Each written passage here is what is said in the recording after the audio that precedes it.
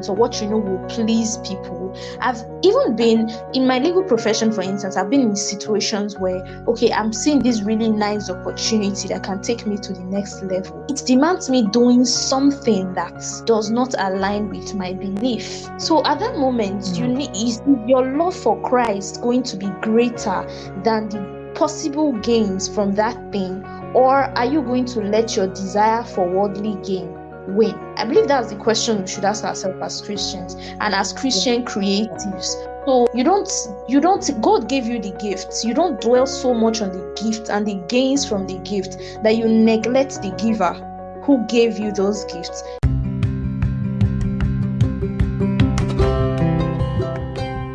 This is the Christian Authors Podcast, and I'm your host, Victory. I connect you to real people who have real stories and are willing to share their real life experiences of becoming an author. Thank you so much for tuning in for today's episode. I'm so glad to have you join us today.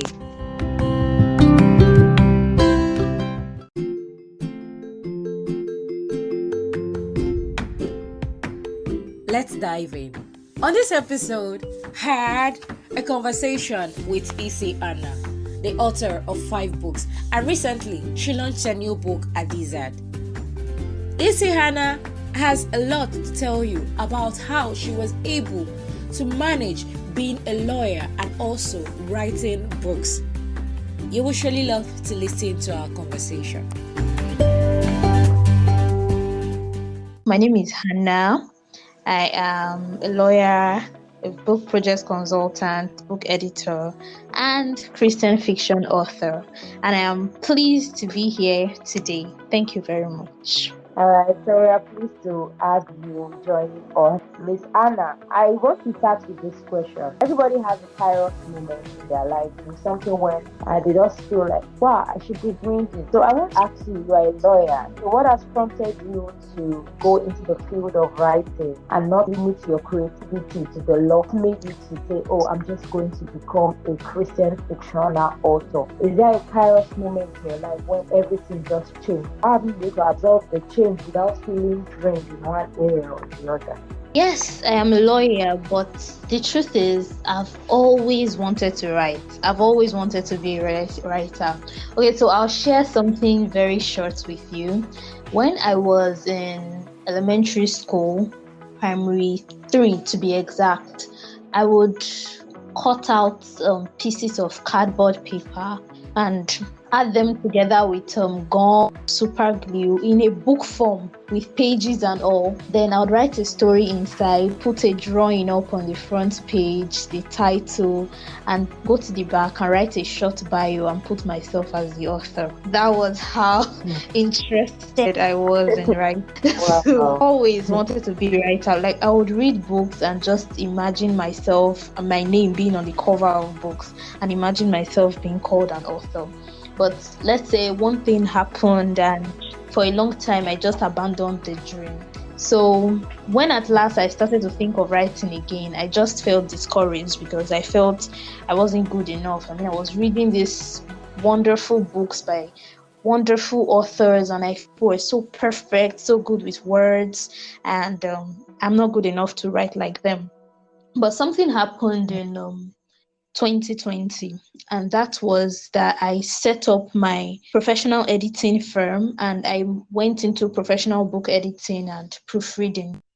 So that was when I discovered that most of these authors I thought were very perfect were not so perfect, because their first drafts are, and even subsequent drafts were imperfect. They had a lot of flaws and a lot of errors. So it's editing over and over again and proofreading that brings out the final work. So I was encouraged that maybe I'm not perfect, all right, but imperfect as I am, I can actually write something that can reach out to the world and actually do the work of evangelism without me even leaving my immediate environment. And that was what spurred me back into the realm of writing. So it sort of revived my dream. Yeah. So that's where we are right now. I could totally relate with the experience of you cutting cardboard together and then attaching your name to the back and calling yourself an author. I believe everybody that has gone through the childhood experience of loving books and they just love to write and kind of like pass through that process. I've also passed through that process. You know, whenever my dad buys a bundle of books like notebooks, I'm the first person to pick. I will pick half of the dozen, and he will shout at me. I will just pack them and keep them in my room. So they are my safe haven. I will just keep on writing and writing and writing and writing. So I believe Mm. that your kairos moment came when you started your own film, and then you saw that people were not actually perfect. People were Yeah. actually imperfect, and it is just the fine tuning and the publishing and the polishing that makes Yeah. them look like they are perfect. Yeah. So I think someone needs to hold that to mind, that imperfection only exists in your mind. You know, you find out that you are also a story in the making, and people will be impressed by what you can bring out. All right, so that's very, very interesting to hear. So let me just go to your recent book. I had the opportunity of reading a few of the chapters on Temidayo's Riches website, that's temidayorisches.com. And then I was looking at it and I was like, wow, you are writing about an opposite religion. And when we talk about the world, the larger populace of the religion in the world, we have the Christianity and we have the Islamic religion. And now your book is talking about conversion. So I want to ask, what called you into writing a story that is, because I don't think I've ever found myself writing about a story of someone that is converting from another. So what makes you just imagine your protagonist to be someone that is changing from to be someone that is changing from Islamic religion into Christianity? And has there been any threat, maybe from those in your law firm, and when they read about the synopsis of the book and they're like, wow, Anna, you're writing about my religion. So you mean that my religion is not good? So no.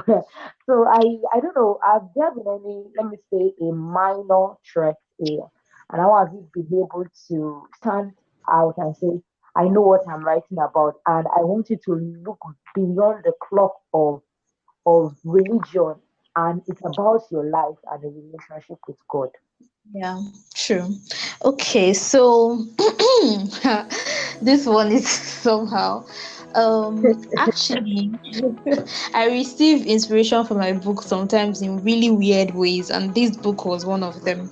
So, sometime last year, towards the end of July, I was actually sitting for an exam. And one night I had finished reading, so I was just about to sleep so I can wake up later in the night to continue my reading. And just those few moments where you are in between consciousness and sleep, I received the inspiration for Hadizat.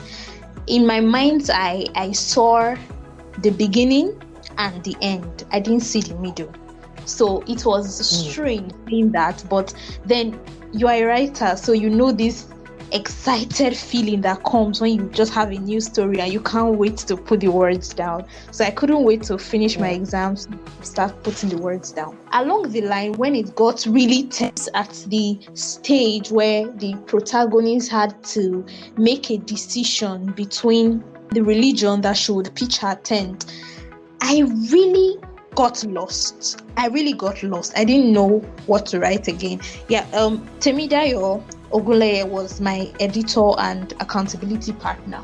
So at that point, she was putting pressure on me and like, where is the next? What is going on next? What's going on? What's going to happen next? And I answered her honestly one day and I said, I don't know. So I had to pray, and after prayers, I received more inspiration and I went on. But the fears came at that moment because I was like, what if people of the other religion misunderstand this chapter? And even my editor, Temidayo, at a point she had to ask me to recouch certain words. She said, we don't want trouble and all that. So I had to recouch it, but the major message was still there and I couldn't really tamper with that. So at that point, it was just like God's will be done. And I thought, after all, there have been writers who went far deeper than I did. I mean, there was Bilkis Sheikh and Richard Schneider in I Dared to Call Him Father, even if that was a true story. Then there's this Nigerian author too, Tope Omotosho, in the love series Love Me Again, I'll Keep Loving You, and Once Upon a First Love. She also wrote something about conversion from one religion to another. So I just felt if these people could do it and they're okay, well, I'll just change a few words that might raise aggression and then leave the original story just the way it is, so that it can really minister to people who are going through this phase, and then God can do his work in their lives. That's wonderful. So let me just ask, so among the people that have bought the book, has there been anybody that has kind of like messaged you and maybe they are from the other religion and their words have come like offensive because of what you have done in the book? Oh, okay.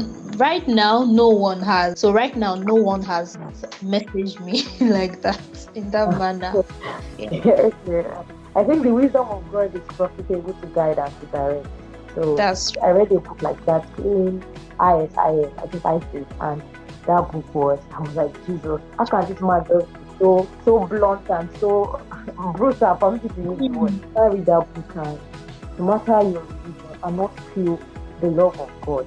So it's not about attacking them, it's about you letting them know the love of God. So yeah. And I think that's what your book has done, because at the end of the story, I was able to see the love of God and I was able to smile. Let me just ask you this question, because for many writers, there are many people that will say that writing has helped me put down my thoughts into words, and some things I'm not bold enough to say, I've been able to put them down into words and be able to communicate my feelings or my life expressions to the world. Have you ever felt like that writing is a way of you communicating to the world? And how have you been able to merge into communicating your feelings? Okay, yeah, I've actually felt like that. Well, this question is wanting to make me put out an information concerning a book that is not yet ready. Okay, so I don't know. Well, my readers should watch out for next year. There's this book that has a little bit of homosexualism in it. Now, we all know the rage about homosexualism. When you are talking about homosexuality, people will be like, don't judge, that sort of thing. But we have, as Christians, the major thing is that we are Christocentric, we are Christ-centered. So we have to really look at the Bible to say, what does the Bible say about it?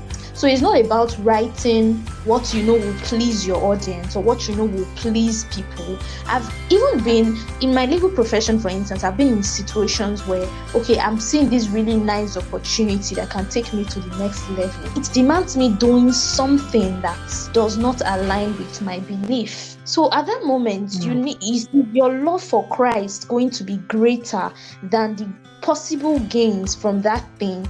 Or are you going to let your desire for worldly gain win? I believe that's the question we should ask ourselves as Christians and as Christian creatives. So you don't, God gave you the gifts. You don't dwell so much on the gift and the gains from the gift that you neglect the giver who gave you those gifts. He gave you those gifts for a reason, to live the life of God here on earth. I believe how you can overcome that fear as an author, as a Christian creative, is to put your eyes on the giver. Keep your eyes on the giver and not the gift itself.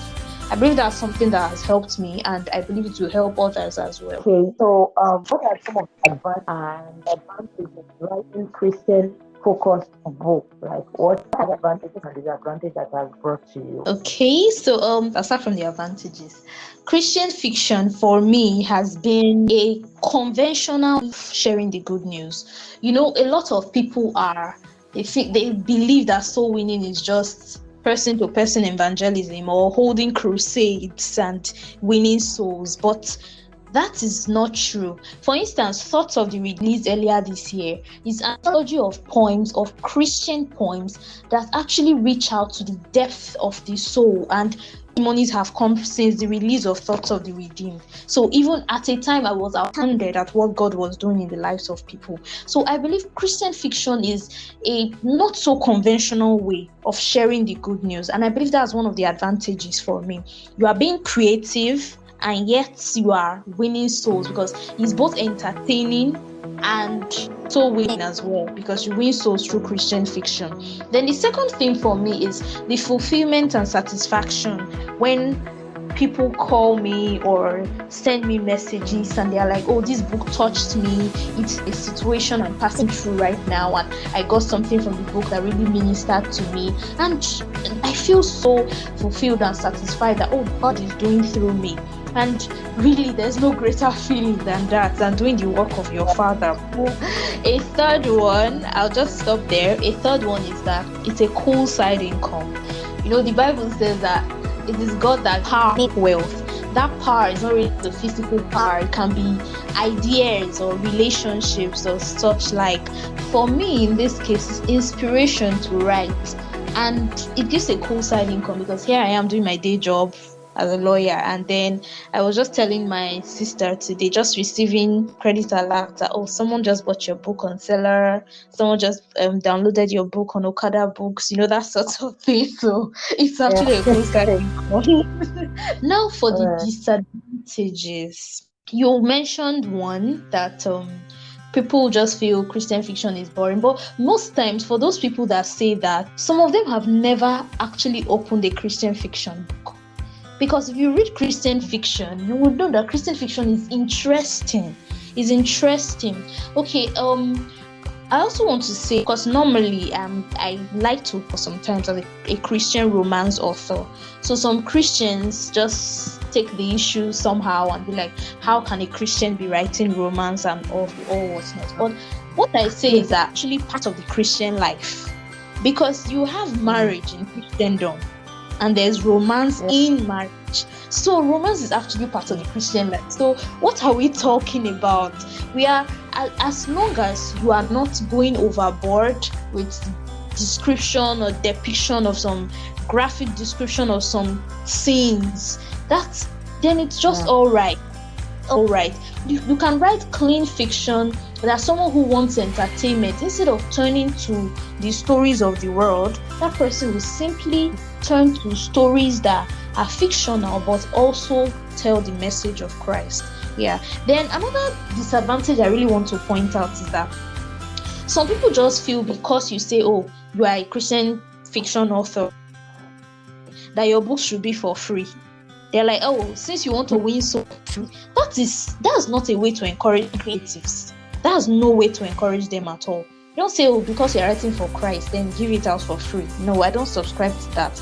And the last disadvantage is that because Christian fiction is still not so widely recognized, it build some competitions and contests. That's because personally for me, I like putting in my work competitions and writing contests and all those sorts of things. It lets me know that, oh, I'm actually doing well, and my books are actually doing well, and I'm actually a good writer. Sometimes it's difficult to find competitions that are ready to consider a Christian work or a Christian fiction work. Most times they're all concentrating on maybe something that's purely romantic or erotic, something talking about LGBTQ, something talking about the different things. Something talking about horror. And although that the narrative is changing, because for instance, like last year, I was able to put in an entry for the Christian Storyteller Prize by Pastor Laju Iren.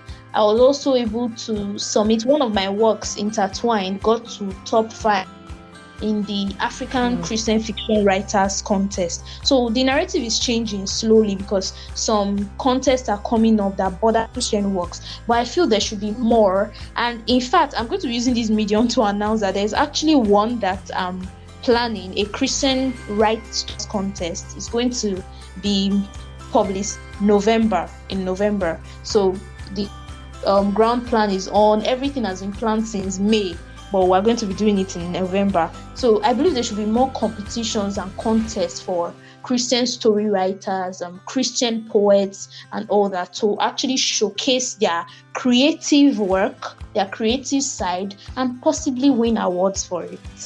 That's very good. So I think the listeners out there who are interested, they should watch out for November, right? November this year. And who knows, maybe someone might become the winner of the cash prize. Yes, so actually be three winners. There actually be three winners from third. The three of them will get prizes and free editing and proofreading. I was thinking the cash prize is $1 million. So maybe I should for November, $1 million is not a joke. Alright, we are getting there. Alright. So you mentioned about what your readers should expect in the future. And I'm very sure you said you are going to be publishing a book and everybody's excited about it. So watch out for E.C Hannah. She's publishing a book. Is it 2023 or 2024? Anyway, anytime as God will permit it.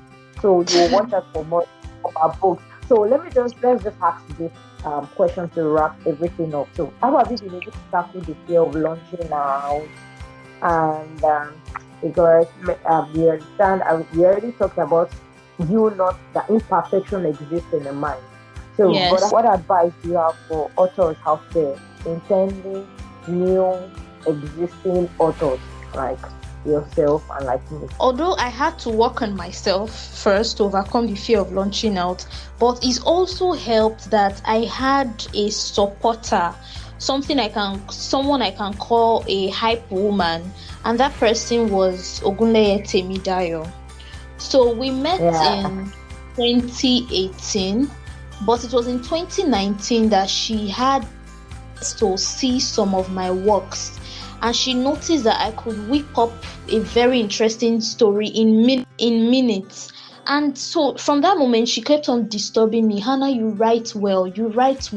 Write and let's publish. So even while I was holding myself back, hearing someone speak words of encouragement really did a lot to my self-esteem in the area of writing.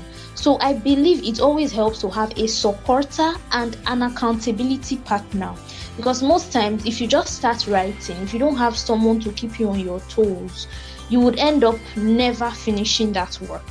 So I advise authors and would-be authors to get a book project consultant and or accountability coach. Why I use and or is that your book project consultant might also be your accountability coach, but if possible, you can also get both of them in different personalities and work with you to help you achieve your writing goals. I pray that the Spirit of God will direct them to people of like minds, because that's very, very important. You don't have an accountability partner. Yeah. So all right. So thank you so much for joining us for this very quick chat, greater things about you. So thank you so much for spreading the light of the gospel through your books. All right, so how can those that are listening connect with you, and how can they get your new book? All right, so on social media, I'll just mention the major ones. On Facebook, I'm Hannah Eyanwile. On Instagram and Twitter, I'm E.C Hannah Choir. EC_Hannah_ESQ. Just get in contact with me, then you can get access to my new books. However, I have a profile on Amazon, E.C Hannah. I also have a profile on BAM Books and Okada Books, E.C Hannah as well. And even one on Smash, it's E.C Hannah. So if you just go on any of these platforms, just type in E.C Hannah and you'll get access to my books. Alright, so I think also a quicker way to get access to you is just to go on Google and type in E.C Hannah. So Google is going to bring all the everything. So have everything. But also our listeners can check the podcast episode details. The links will be there, and also they can check on the website at podcast.dachiva.com. and the details about the author will be included. Thank you so much for joining us for this quick episode of the Author Chat with E.C Hannah. And she is the author of the latest book, Hadizat, and you will love to read about it. I mean, you will love to read about it. But it's a pleasure to have you join us today from whatever part of the world you are in, and I wish you have a lovely day ahead. Thank you so much for tuning in. I remain your host, Victory. If you enjoyed today's episode, please do well to like, share, and also subscribe on the platform you are listening to now. It's going to give me such great joy to know that you have enjoyed listening to the conversation with the guest author. Till another time, I remain your host, Victory. For further inquiries, you can send me an email at thechristianauthorspodcast@gmail.com. Also, you can visit my website at podcast.dachiva.com. Every relevant link will be included in the description. Thank you so much for tuning in and have a lovely day. Bye.